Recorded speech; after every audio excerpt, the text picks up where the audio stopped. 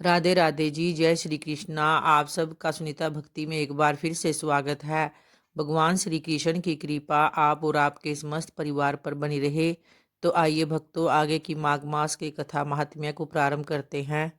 तो उसके बाद विकुंडल कहने लगा कि तुम्हारे वचनों से मेरा चित्त अति प्रसन्न हुआ, क्योंकि सज्जनों के वचन सदैव गंगा जल के सदृश पापों का नाश करने वाले होते हैं।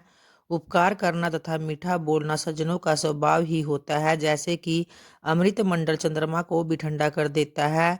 अब आप कृपा करके यह भी बतलाइए कि किस प्रकार मेरे भाई का नरक से उद्धार हो सकता है। तब दूत कुछ देर ज्ञान दृष्टि से विचार कर मित्रता रूपी रस्से से बंधा हुआ बोला कि हे वैश्या, यदि तुम अपने भाई के लिए स्वर्ग की कामना करते हो तो जल्दी ही अपने 8 जन्म के पुण्य फल को उसके निमित्त अर्पण कर दो। तब विकुंडल ने कहा कि हे दूत, वह पुण्य क्या है और मैंने कौन से जन्म में और कैसे किया है, सो सब बतलाओ, फिर मैं अपना पुण्य अपने भाई को दे दूंगा। तो दूत कहने लगा कि हे वेश्या सुनो, मैं तुम्हारे पुण्य की सब कथा कहता हूँ। पूर्व समय में मधुवन में सालकी नाम का एक ऋषि था। वह बड़ा तपेश्वरी, ब्रह्मा के समान तेज वाला था।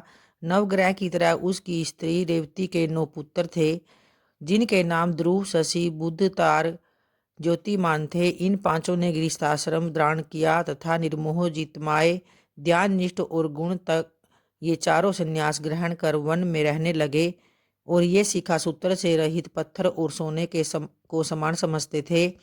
जो कोई अच्छा या बुरा उनको अन्न देता वही खा लेते, और जो कोई कैसा ही कपड़ा दे देता उसको ही वे पहन लेते। वे सदैव ब्रह्मा के ही ध्यान में लगे रहते थे। इन चारों ने व्रत, शीत, निद्रा और आहार सब को जीत लिया। बस चर अचर को विष्णु रूप में समझते हुए मौन धारण करके संसार में विचरते थे। ये चारों महात्मा तुम्हारे घर आए। जब तुमने मध्याह्न के समय भूखे प्यासे इनको आंगन में देखा तो तुमने गदगद कंठों से आंखों में आंसू भरकर इनको नमस्कार करके इनका बड़ा आदर सत्कार किया और इनके चरणों को धोकर बड़े प्रेम से तुम इनसे कहने लगे कि आज मेरे अहोभाग्य है, आज मेरा जन्म सफल हुआ, मुझ पर भगवान प्रसन्न हुए, मैं सनाथ हुआ, मेरे माता पिता, पत्नी, पुत्र, गो आदि सभी धन्य है जो आज मैंने हरि के सदृश आपके दर्शन किए।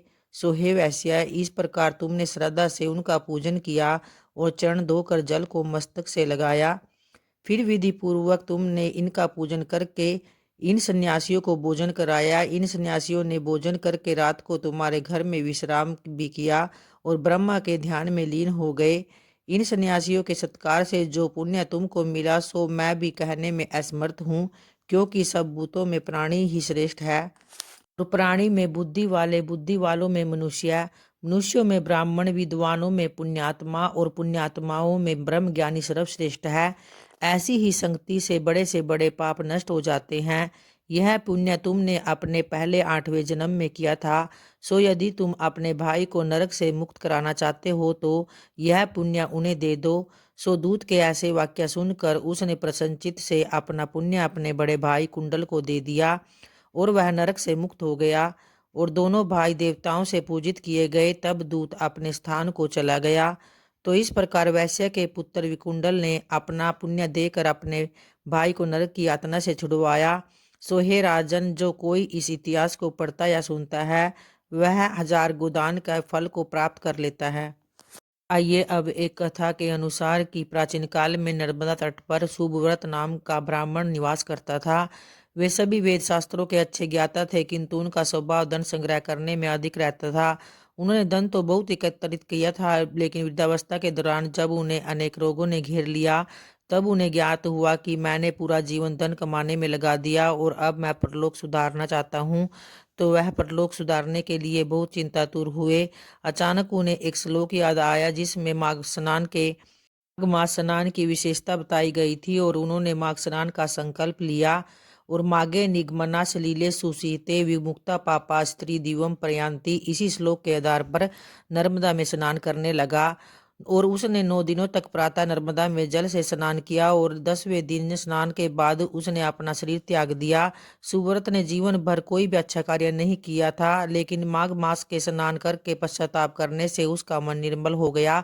तो इस तरह से माघ मास के स्नान करने से उन्हें स्वर्ग की प्राप्ति हुई और जीवन के अंतिम क्षणों में उनका कल्याण हो गया और वह परलोक सुधार गया। तो इस तरह से माघ मास स्नान, दान और भक्ति से जुड़ी यह विशेष रूप से कथाएं आत्म शांति और समृद्धि प्रदान करती है। तो भक्तों, आज की माघ मास की कथा महात्म्य का अध्याय ये संपन्न होता है। वो तो प्रेम से बोलिए भगवान श्री विष्णु की जय, माता लक्ष्मी की जय। और अगली कथा अगली वीडियो में जानेंगे। तब तक के लिए धन्यवाद।